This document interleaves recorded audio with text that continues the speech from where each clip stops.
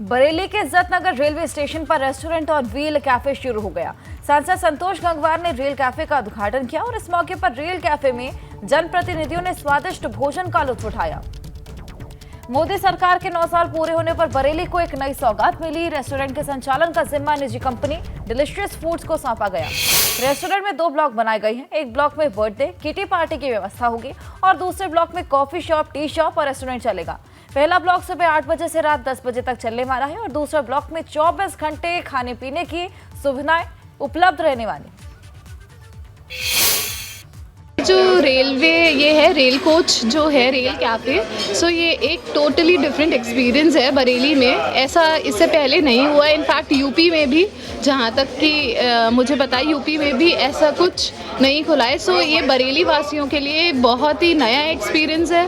और जो है इसमें मैं बैठी हूँ तो इसमें बैठ के ऐसा लग रहा है कि मैं रेल में ही बैठ के जो है खा रही हूँ। और यहाँ पे ये जो स्टेशन है, मतलब जो इसकी फीलिंग ही अलग है।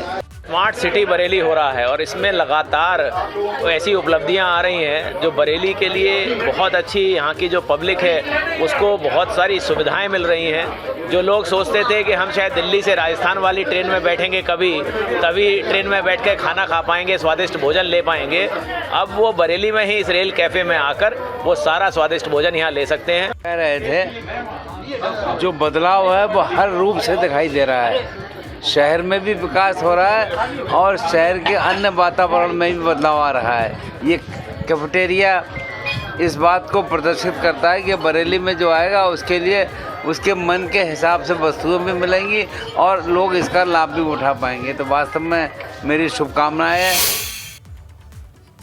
अयोध्या से राम भक्तों की बहुत ही सुंदर तस्वीर सामने आई। भगवान राम में अनोखी आस्था नजर आई और ऐसे में राम भक्त ईंट और पत्थरों से बना रहे थे महल।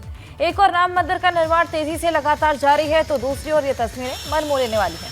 श्रद्धालु जब भगवान राम लला का दर्शन पूजन करते हैं तो उनके मन में जिज्ञासा होती है कि उनके आराध्य प्रभु श्री राम की प्रतिमा कैसी बनाई जा रही है, जिसको देखने के लिए वो अयोध्या के राम कारसेवकपुरम में जाते हैं और अपने आराध्य प्रभु श्री राम की प्रतिमा बनने वाली शिला का दर्शन पूजन करते हैं।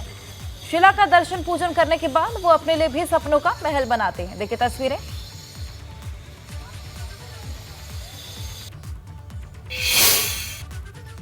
देखिए, शिलाओं का आके लोग दर्शन करते हैं, कुछ लोग प्रणाम करते हैं, कुछ लोग फूल चढ़ाते हैं, कुछ लोग दान पाठ में धन भी डालते हैं। भावना है व्यक्ति की, वो भावना किस रूप में प्रकट करना चाहता है तो उसकी जो भी इच्छा होती है हम उसका स्वागत करते हैं। धर्मनगरी अयोध्या में भगवान राम लला का भव्य मंदिर का निर्माण कार्य हो रहा है। मंदिर निर्माण कार्य अक्टूबर 2023 में पूरा कर लिया जाएगा।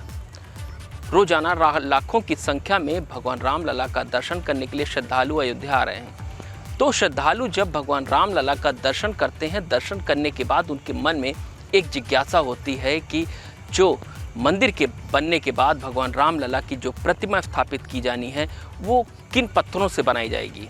तो उन पत्थरों का दर्शन करने के लिए राम कारसेवकपुरम आते हैं। देखिए, ये वही पत्थर हैं जिन पत्थरों से भगवान राम लला की प्रतिमा बनाई जानी है। लेकिन इन पत्थरों का दर्शन करने के बाद श्रद्धालुओं के मन में एक सबसे बड़ी जो आस्था होती है कि मेरा भी सपनों का एक महल हो। जिस तरह से उनकी एक आस्था, देखिए किस तरह से अपनी आस्था वो प्रकट करते हैं। ईंट से, पत्थर से वो अपने सपनों का महल बना करके यहाँ जाते हैं।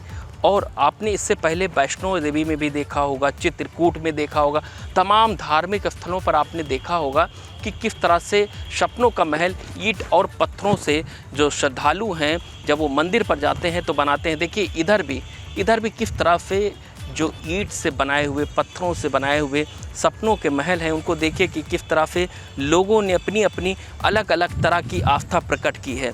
ये आस्था अयोध्या के राम कारसेवकपुरम में देखी जा रही है, जहां पर भगवान राम लला की जिन पत्थरों से प्रतिमा बनाई जानी है, ये वही स्थान है जहां पर श्रद्धालु अयोध्या पहुंच रहे हैं।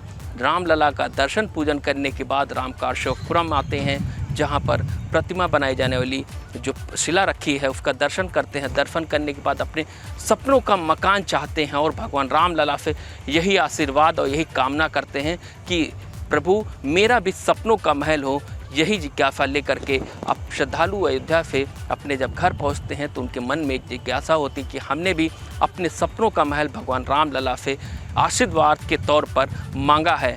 और ये आस्था अयोध्या में अब पूरी तरह से उमड़ चुकी है। हर जगह पर आपको इसी तरह की आस्था दिखाई देगी। अयोध्या से एबीपी गंगा के लिए ऋषि गुप्ता।